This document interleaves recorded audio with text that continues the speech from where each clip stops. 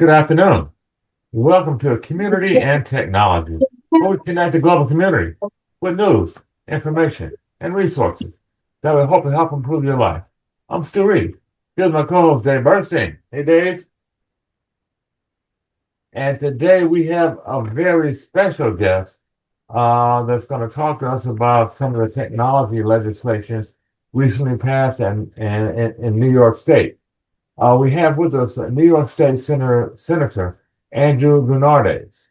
He's a Democrat and a member of the New York State Senate representing the 26th District, which encompasses the neighborhoods of Bay Ridge, Dyker Heights, Sunset Park, Greenwood Heights, Redwood, Park Slope, Gowanus, Keele Gardens, Copley Hill, downtown Brooklyn, Bayham Hill, Fort Greene, Brooklyn Heights, Vinegar Hill, and Dumbo in Brooklyn. I don't know if I covered it all, but welcome, Senator, to Community and Technology. Thank you. Thank you. So tell us a little bit about yourself, how you get into politics and come to do what you're doing. I'm born and bred here in Brooklyn, born and raised in Bay Ridge. My family always raised me to think about the world outside of our house and think about our community, whether that's our church community or our neighborhood, and just we all have a responsibility to kind of do our part to make things a little bit better than we found them. I ran for, I went to college at Hunter College in the city, went to law school, and then came back home to Brooklyn to start my career. And I ran for the state Senate in 2018 because I felt that the incumbent at the time just wasn't reflecting the values that I believed in, that I was raised in, and that I thought best served people in my community, and that we needed some change. And so I ran for the Senate in 2018. I was successful by 1,000 votes, so a little bit of a nail biter there. And I've been up in Albany ever since, fighting on behalf of the people who, I have the privilege to represent. And it's a great honor to be a state senator and to be able to work on really important issues, whether it's community issues or things like technology policy, AI policy, and anything in between in that spectrum. Mm-hmm. I see that you are on the Internet and Technology Committee. Can you tell us a little bit about what that committee is, what it does? So the Internet and Technology Committee is a relatively new committee. I think we formed it about 7 or 8 years ago because we all recognize the growing role that technology is playing in our day-to-day lives, as well as the consequences of not having in place the proper protections and guardrails and regulations around some of this incredibly powerful tools, right? For example, 2 years ago, I wrote and I passed the first law in the nation to regulate the algorithms that make up our social media feeds, particularly as they relate to kids, because the association between addictive social media usage and kids' mental health. This is something that has been documented by the previous U.S. Surgeon General. It is a huge issue.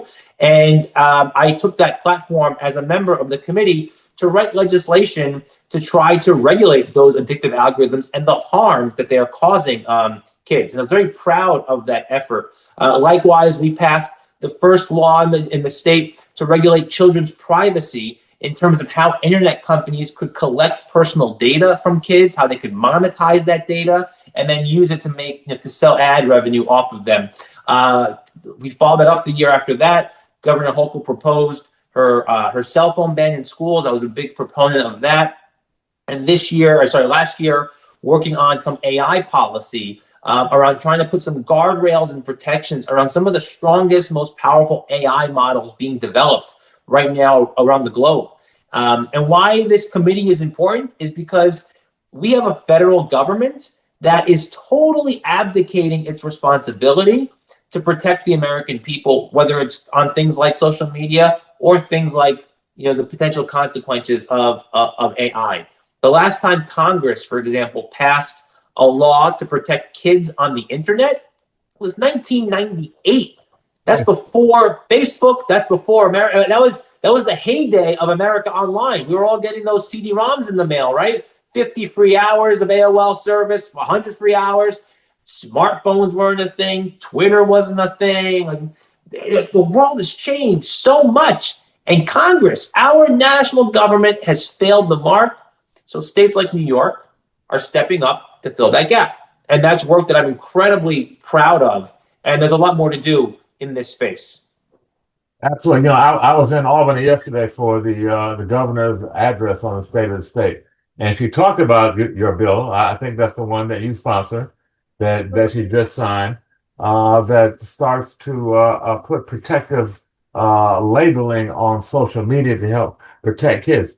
Now, Senator, I was really amazed just kind of looking at this, and the bill just went into some detail, looking at the bill about just how insidious the technology companies are in creating these addictive games and applications and services, and it's not happenstance that they are as addictive as they are. It's designed that way. You're exactly right. Talk a little bit about that, if you would. So you hit the nail right on the head, Stu. These algorithms, our feeds are intentionally designed to manipulate our psychology to keep us scrolling longer. If you ever felt like, caught yourself doom scrolling for 20 minutes, 30 minutes on end, you're like, oh my God, what have I been doing with my time? It's not because you are a weak person or because you're not an unfocused person. It's because the feed is designed to manipulate your brain to keep you scrolling. Why is that important? Because the longer you keep scrolling, the more ads they can show you, and the more ads they can show you, the more money you're making them. This is the exact same phenomenon that we see when it comes to slot machines, right? Why your compulsive gamblers, why are they so addicted to pulling the slot machine? It's not because they're weak in spirit. It's because it messes with your psychology. One more quarter, the next one's going to be the payoff. No, the next one's going to be the payoff. No, the next one's going to be the payoff. I know it. Same way when you scroll, right?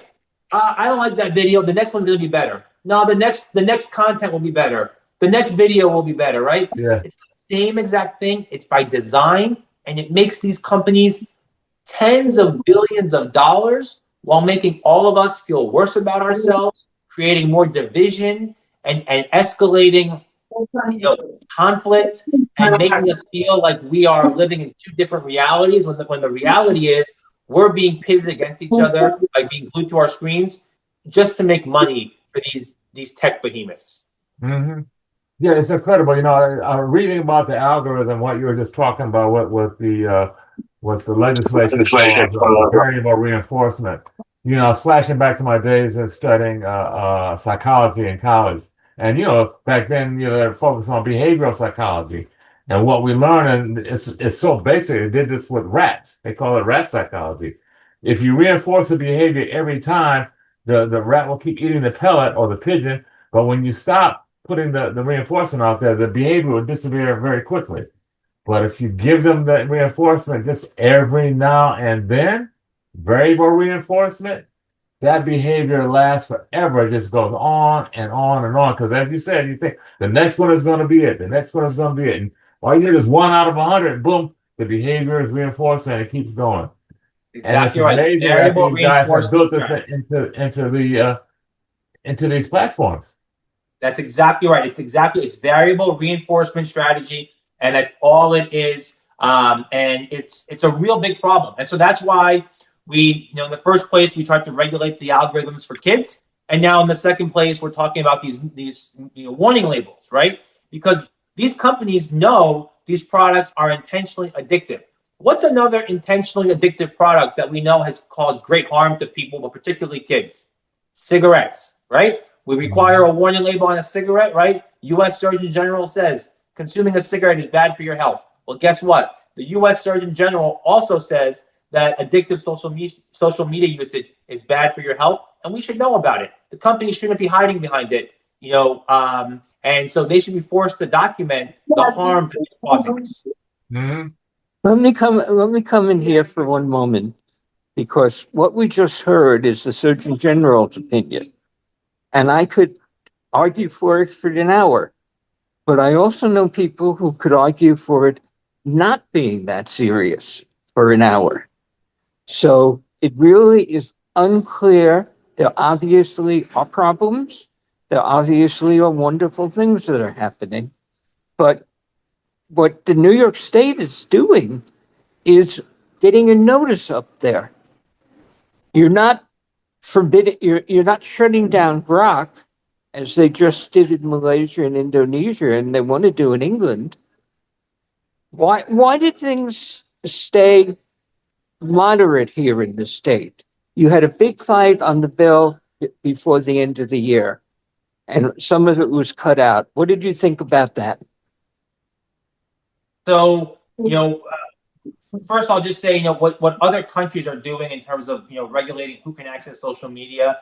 They're able to do that because they don't have the Federal Communications Act like we have, Section 230, and they also don't have a First Amendment like we have here. So it's a very different legal landscape than that we're operating under than some of those other countries.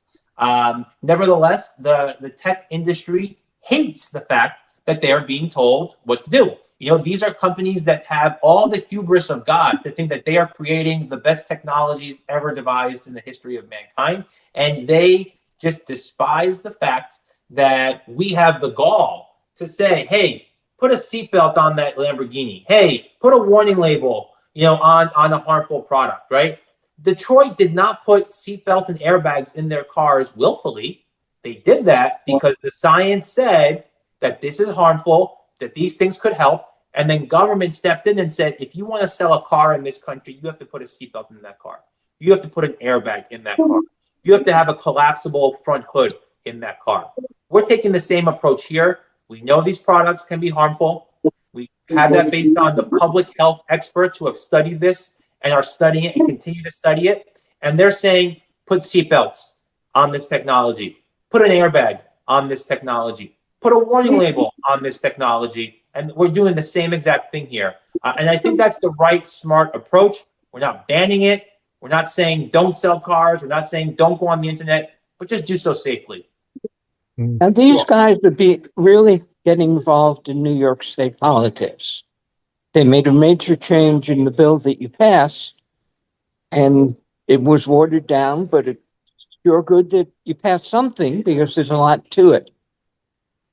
Have you been watching the money they're putting into New York State politics, in particular in Jerry Nadler's old district? Tons of money. These companies, first of all, these companies have more money than God, right? They're worth trillions of dollars in market capitalization.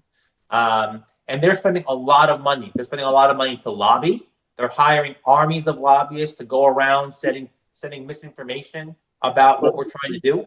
And they're spending a lot of money in campaign funds and creating PACs and super PACs. And yes, they're targeting one of my colleagues who's running for Congress now, Assemblymember Alex Flores, because he is a literal computer scientist who understands a lot of this technology inside and out. And he has the gumption to say, hey guys, we don't think what you're doing is safe. And they're targeting him because of that. And it's only a matter of time before they keep doing it to the rest of us. We have shown, though, in New York that we are not scared by those tactics and that we are not going to let big tech write their own rules. And we're going to stand up and put people's safety over the profits of these tech companies, because that's all that this is about. This is about money. This is about how much money they can make off of it. Simple as that. And we're saying, no, if you want to sell a product, you have to do so safely. And we're going to make sure that it's safe before we let you monetize every piece of us. Before we let you what go, do you think the impact of this legislation is going to be, Senator?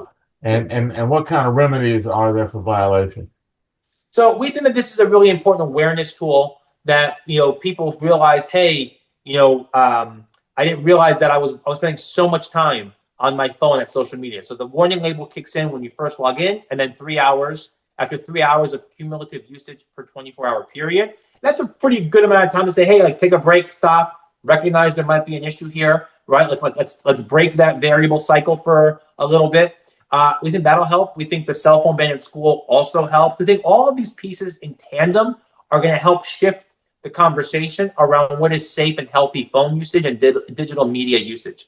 There are penalties for violations of not having the warning labels on the apps, several $1,000s per violation. And the reality is that might sound like a little, but they're not going to just fail to show one warning label to one person. If they're not doing it, they're doing it to all of their users, right? And so when you think about the tens of thousands of users of a platform, or hundreds of thousands of users, magnified by a couple $1,000s in penalties, it ends up being pretty hefty millions of dollars in fines, which we think is a good stick to use as an approach to ensure accountability here. Mhm. Yeah, I've often seen, even to these companies you talked about, they got $1 trillion valuations. Even when you get into the millions, you don't necessarily get their attention. But certainly, you guys are moving down the right path. Now, can we switch to AI a little bit? I know you've got some pending legislation on AI safeguards. Tell us about that. Yeah, so last year we passed the strongest AI safety law in the country, and this was actually the one that got more attention from the tech industry, and they fought even harder to water this one down. It was called the RAISE Act, and what we were trying to do was put in place some guardrails around what's called frontier models. These are the models, not your Google Gemini assistant when you log into your email, not your ChatGPT on your phone, or your Claude assistant. These are the models that are not public facing, that are being developed in labs, that have the ability to recreate biological weapons, cause catastrophic financial harms in the tens of billions of dollars, really far reaching things. And we had this radical proposition that if you are developing this technology, you should have a safety plan in case something goes wrong. You should be required to stress test that safety plan. You should be required to file that safety plan with a government regulator so that we can see what you're deeming to be your response if something goes wrong. Really crazy stuff, right? The tech industry fought us tooth and nail on that. They did not like the notion that they should be regulated whatsoever. But we didn't come up with these ideas in a vacuum. This was informed by leading AI experts, academics, researchers. Some of the CEOs of these AI companies themselves had been publicly calling for regulation, most notably the CEO of Anthropic, which is the third largest AI lab in the world, or second, or whatever. So we thought we were on pretty safe ground. The tech industry and the venture capital community came in guns blazing, trying to get us to stop this, to veto it, to gut it.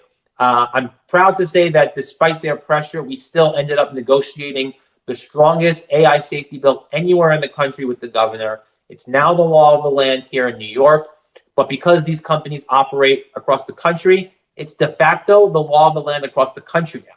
They're not going to have a different safety standard in Kansas than they are here in New York. So there's a lot more work to be done in regulating the most powerful AI computers that are being developed right now. But I think we're off to a good start here in New York. Dave, you want to kick on this? Dave has been looking at AI for quite some time. I don't know if you wanted to chime in on that legislation, Dave. Okay. You're muted, Dave. I don't know if you wanted to come in or not. Just wanted to mention, Senator Dave mentioned that I'm working with New York City Council member Jennifer Gutierrez and her technology committee. They have an AI education program for consumers, and we're working with her group to help raise awareness and give skills to regular folks on the ground. And just kind of in parallel to some what you're saying, the big guys are behind the curtain AI and its risks.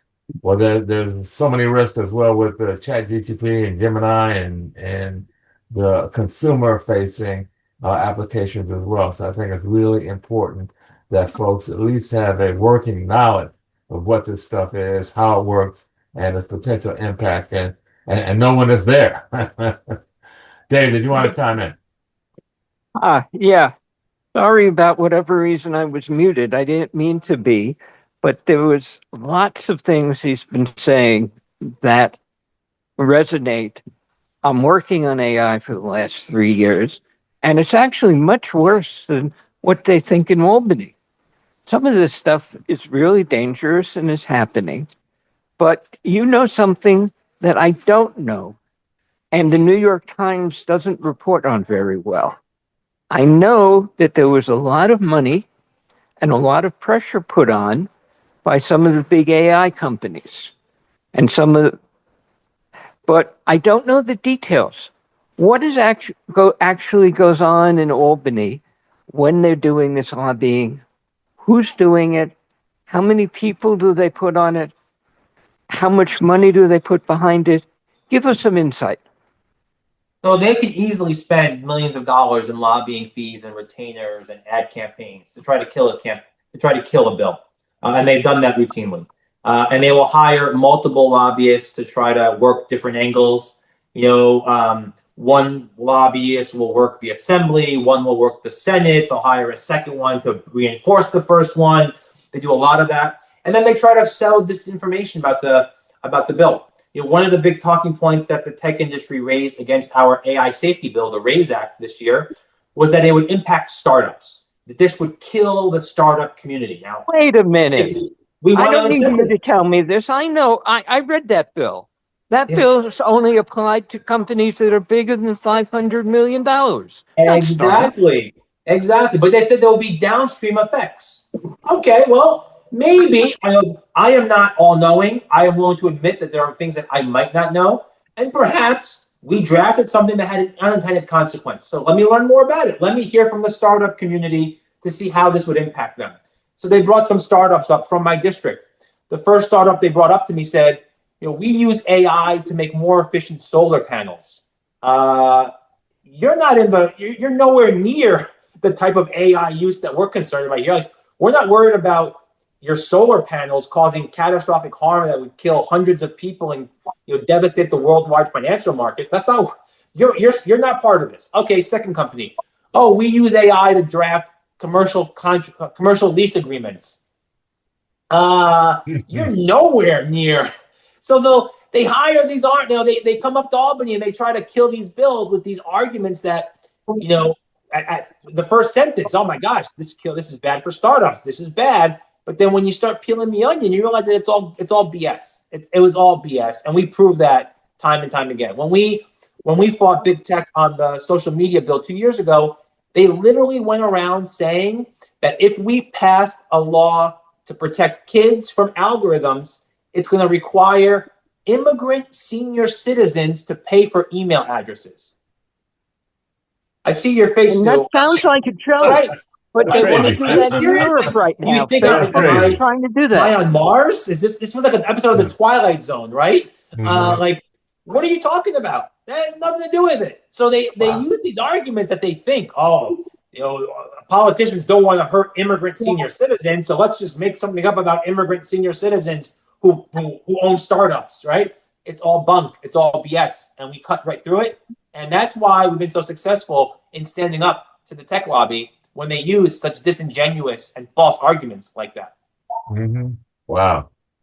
So what pending tech legislation are you looking at or thinking about as we move forward? I know the industry is so dynamic and moving so fast. What are some of your concerns going forward? So, the big thing that I'm working on this coming year is increased privacy protections for kids on online platforms. So, this builds upon the work we did in social media 2 years ago. When we did the social media bill, parents said, "This is great. Does this include Roblox? Does this include Fortnite?" And it doesn't, because those are not social media platforms, but they're clearly platforms where kids are spending a ton of time and where there are very, very few privacy protections in place. On Roblox, an adult can message a minor user without even knowing them. Can send them in-game currency in hopes of getting favors from them without even knowing who they are. And so on a platform like Roblox, where 40% of the users are under the age of 13, this is a real problem. Last year, Roblox reported more than 13,000 incidences of child exploitation on their platform. So my Stop Online Predators Act would require privacy by default on online platforms, so that kids would not be receiving unsolicited messages from adults, that their profiles would be kept private from adults unless they were connected through a friend request, that you couldn't send money to kids if you're an adult user without having a connection with them, that your location wouldn't be shared with adults. Just this week, I saw in the news a story about a young girl in New Jersey who a gentleman, an adult, was arrested for trying to groom a 12-year-old girl on Roblox in New Jersey. This is a problem, and so we need our laws to catch up to fix this problem. I got to come in there for a second because I thought he was talking about robots, like R2D2, but he's not. And, It's a gaming Tell them platform. what Roblox is. Because most Roblox adults is have no idea. It's all It's an all online gaming platform. So like in the past, you used to you used to have your Nintendo system, right? You had to put in a game, you had to put in the cartridge, blow in the cartridge, get the dust out, put it in, you play your video games. Now video games are all online. They're all on the internet, very, very different. And so Roblox is a platform that has like 80,000 different games on it. And you can create games, and users can create games on the platform. You're playing with people, interacting with people around the globe.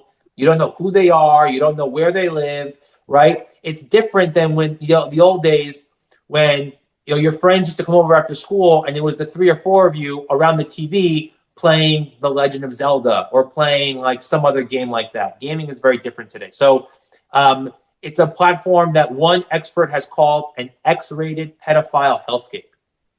I don't know of anything else that I've ever heard been described that way.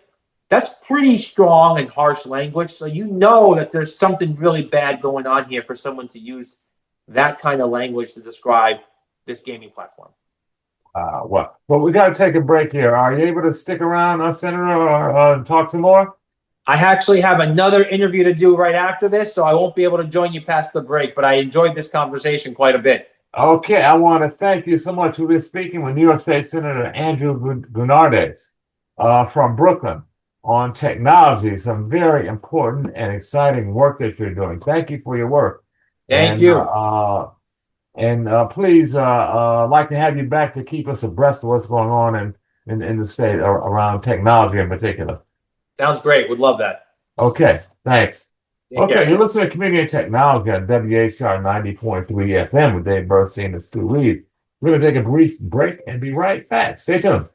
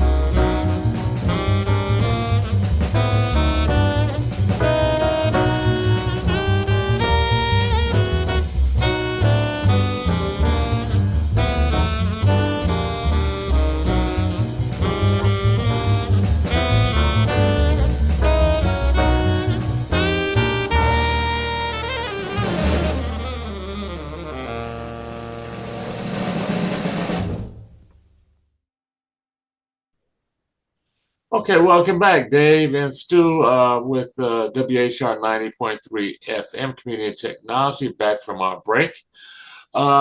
Dave, we're going to change course a little bit here and talk about some other things in technology. What's going on with Musk and his Well, operation?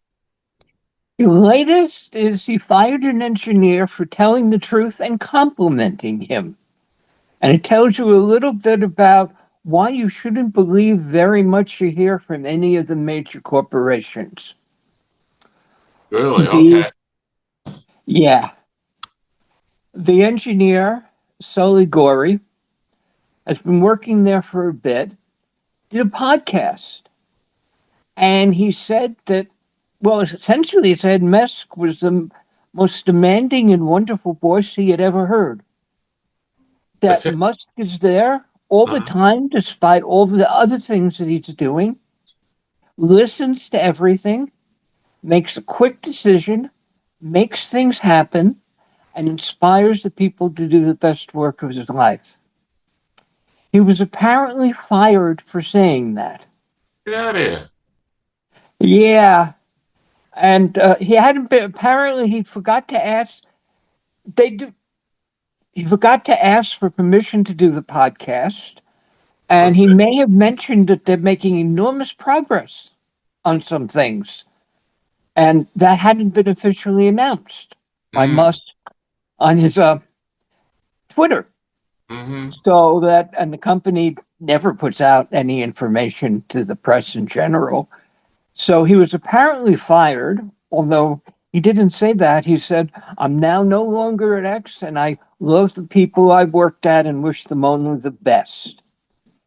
But when we looked at this story, it reminded me that most companies are the same or worse. Robert Scoble, a well-known commentator who years back worked at Microsoft, said, oh, of course he was fired.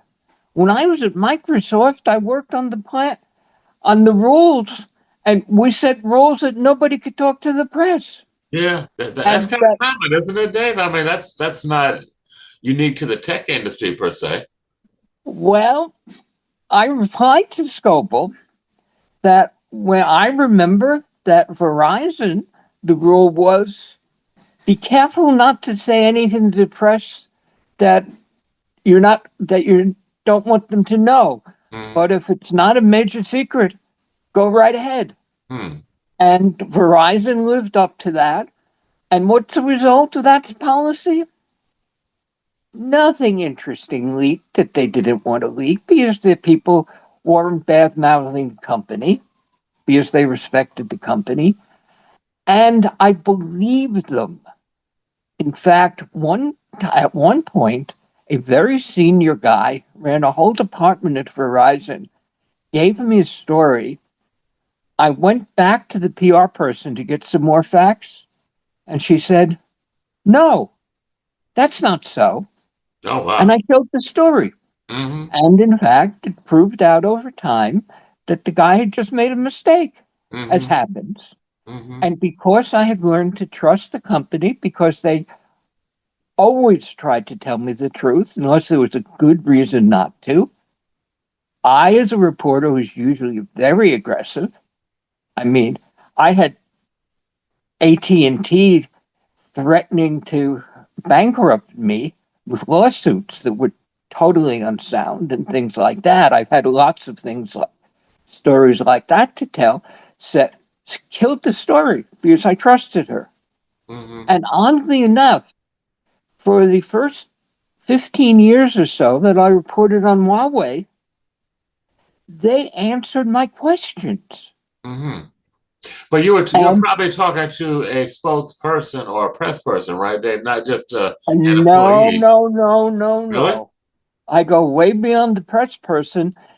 I went to all the events and I asked all the executives loads of questions. Mm-hmm. Okay. And the executives generally never lied to me Mm-hmm. and generally gave me the best answer they could, or occasionally said, I really can't talk about that.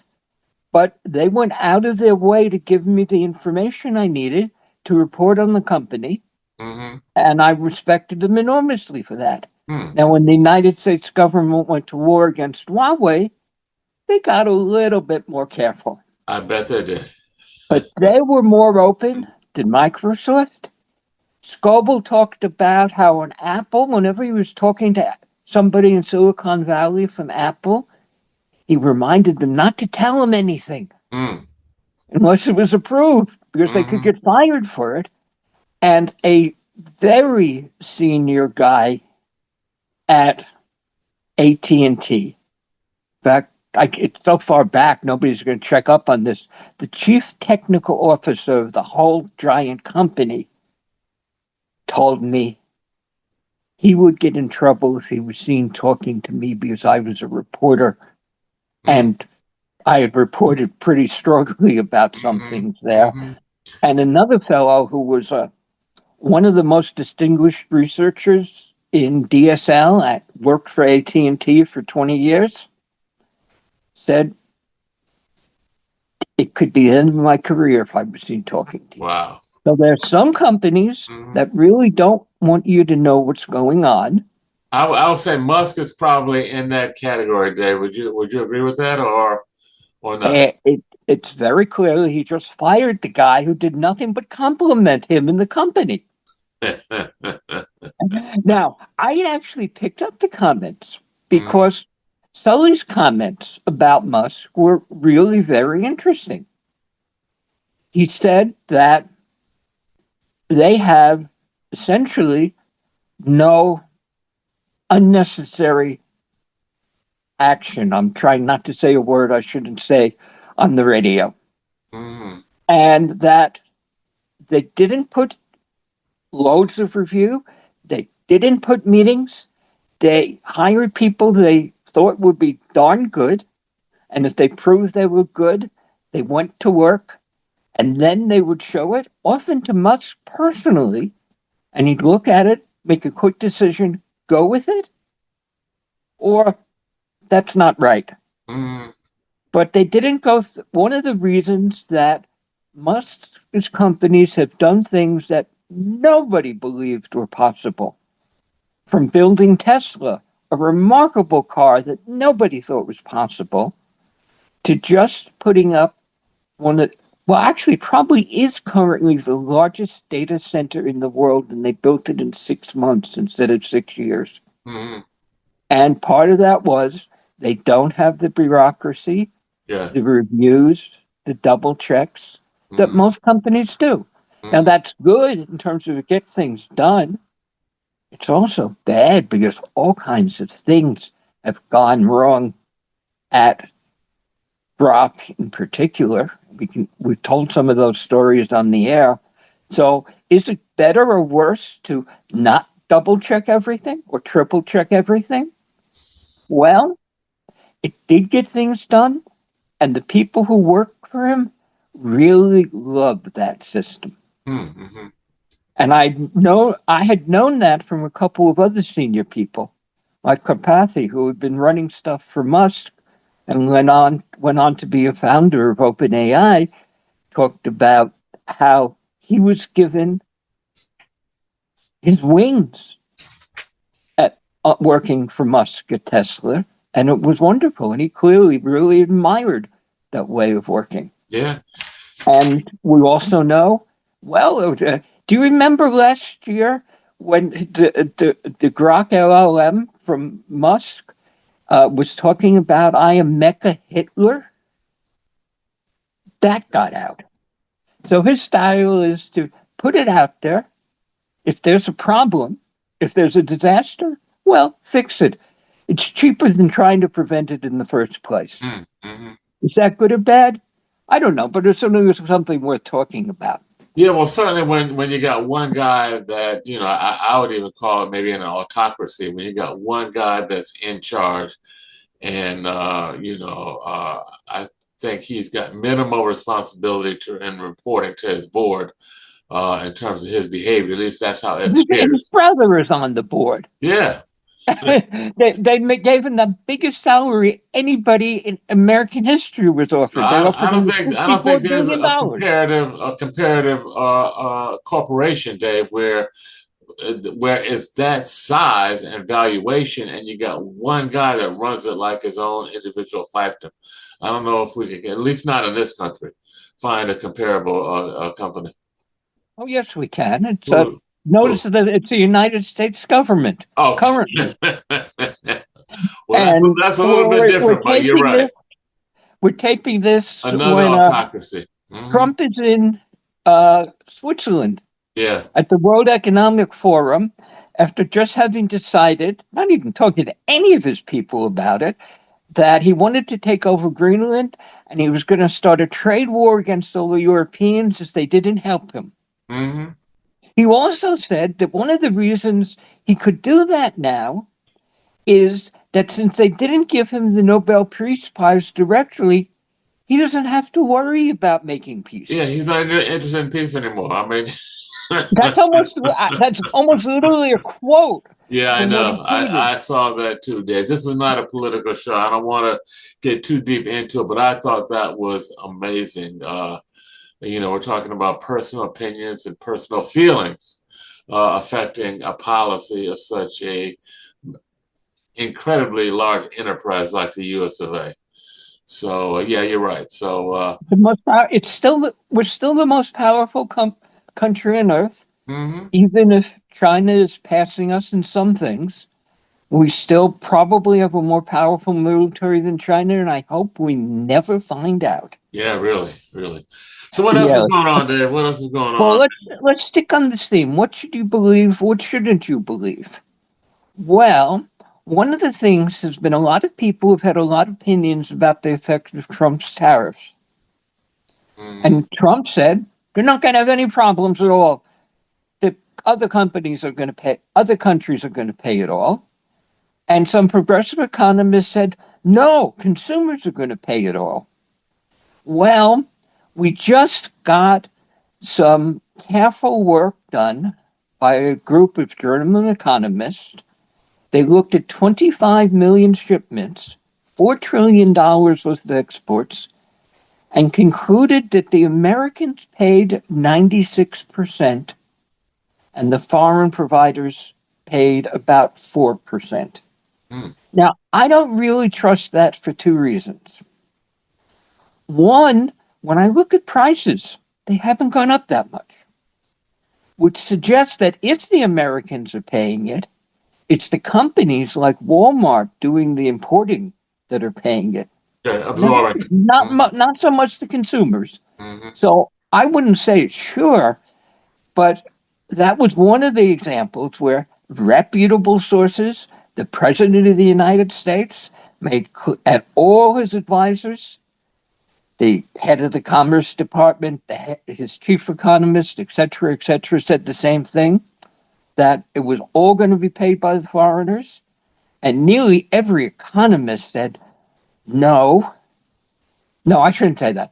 Many progressive economists said, and progressives in general said, it's all going to be paid by consumers. And any economist, anybody who's gone through freshman economics knows there's 150 years of research on the effect of a tariff and who pays it, because it was a big issue historically. Hmm. And it says it varies enormously because of this and that and so on. And I studied that in economics 50 years ago, and it hasn't changed.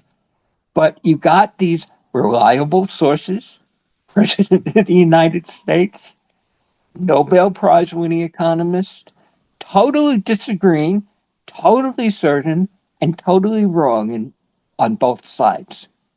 Give you another example. Can you call up the one that I sent you attached to the email? About half of Americans think invading Venezuela was a good thing. And what I sent you was somebody who actually looked at the history of American invasions in Latin America. Let me get that up while you're Yeah, getting that together too. that doesn't sound too good to me, Dave. Invasions of South America by the U.S. I know we went into Chile and took out Allende, in the 70s, and I'm sure there have been others overt And that's and what clandestine. somebody gave us the facts, and I've got them all here. Hmm. Went through examples. 1954, Guatemala. Jacobo Arbenz, U.S. CIA back coup, followed land reform, and some things they didn't like he said. Aftermath, military rule, and a decade-long civil war with mass atrocities, and Guatemala is still a terrible dictatorship most of the last 70 Wow. years. Hmm. Dominican Republic, we went in 1965. We thought Juan Bosch was being elected in a perfectly honest, legitimate election. We went in because we thought, well, he might become another Cuba. We didn't trust him. And they were authoritarian for the next, I don't know how many decades. Chile, 1973, led by IIT, the international multinational American company, and the CIA, persuaded the military to kill the president, destabilize the Yeah, country, that was Allende. I remember that very well. Hmm. killed thousands, Hmm. and a dictatorship and repression for 2 decades. Mm. Nicaragua, well, we know the Contras didn't help democracy in Nicaragua. And we know, if you remember Contragate, that we wound up breaking the law to make that happen. Yeah.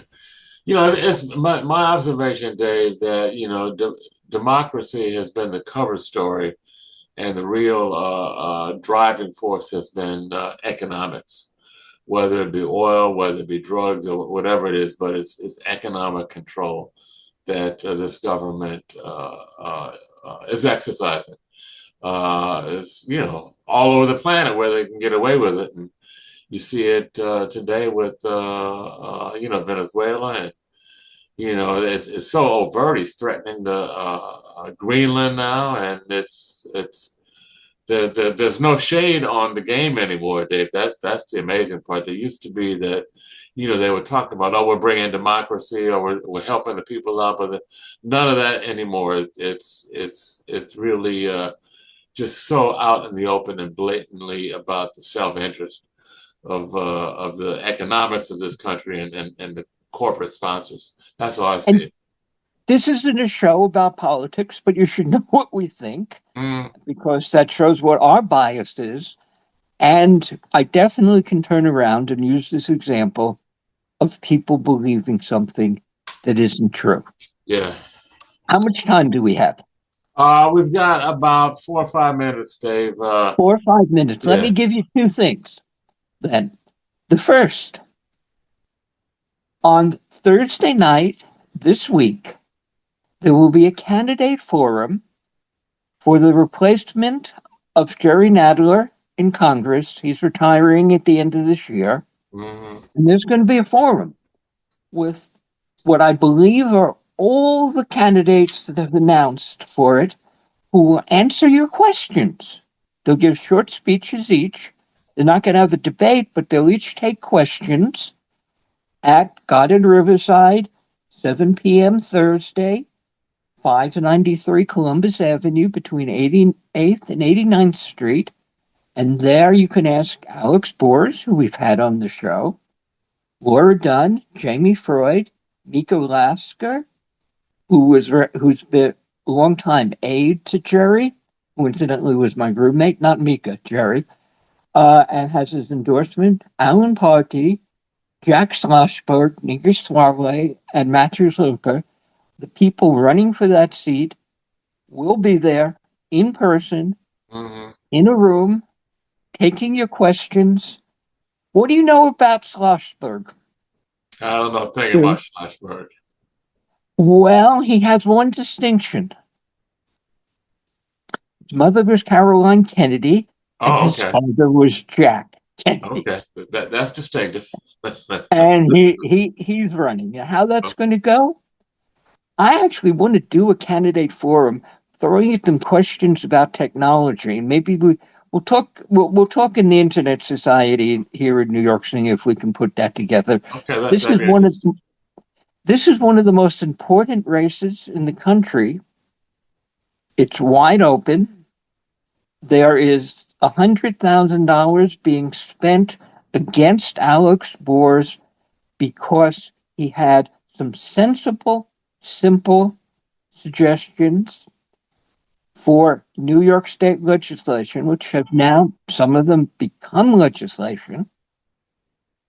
And he's being attacked by Silicon Valley Hmm. with $100,000 already spent against him Hmm. because he wanted to have some safeguards. And when you read the law, and I have read the law, some safeguards that were almost exactly what the head of OpenAI said 2 years ago should be done. Hmm. Hmm. And they're trying to destroy his career because of Wow. it. So let's go there. Last thing. I sent you a picture of some cows. What did you see there? That was astounding, Dave. Dave sent me some pictures of some cows using what looked like a long broom to scratch themselves. I said, "Oh, this has got to be AI. This can't be real." Turns out these cows are using these long-handled brooms to scratch themselves. And what's amazing here, Dave, is that we have been taught that what one of the big distinguishers besides language that separates humans from animals is that animals do not use tools. But here we have a cow taking this long broom in its mouth and scratching itself first on its back, on its side, on its underside, and essentially using the broom as a tool, which is pretty astounding. What's your take? Actually, in the last 20 or 30 years, the people actually working with animals, studying them in the field, have discovered that many animals use tools. Hmm. Crows, monkeys, and so on. It's not just the woodpeckers. Again and again, they're finding that animals are smarter than we thought they were and Okay. can use tools. And the other thing they found, most dramatically in elephants, but also in dogs, and again in crows and similar birds, what they're saying and what they're screaming and what they're singing has a great deal of meaning. Hmm. That with elephants, an elephant that was a quarter of a mile away from another elephant listening got a message from that elephant. Wow. And the AI folks are all over trying to figure I out guess so. just But what they're we saying. humans are so arrogant, thinking that we are the only species on the planet that's intelligent. But Dave, we're about out of time. I just wanted to mention something. It being the week that we celebrate Dr. Martin Luther King's birthday, I just wanted to mention the passing of Linda Blackman Lowry, who was Bloody Sunday's youngest marcher. Bloody Sunday, as you may remember, was a big march down in Selma, Alabama, led by Dr. King. Well, this young lady, at the time she was 14 when she marched in the Bloody Sunday march. And just by way of her bona fides, by age 14, she had marched for justice, been jailed 9 times, and was beaten on Bloody Sunday in 1965, just as she was turning 15. Pretty incredible. A woman just passed away at the age of 75. One quick quote, she said, quote, "You direct you, and the more you direct you, the more everybody is going to see the beauty inside you. You are important to yourself. If you like yourself, if you love yourself, ain't nobody going to take that from you." So, And we're out of time, but I can have more. The movie about Selma is unforgettable, and we can talk about that next week. yeah. Okay.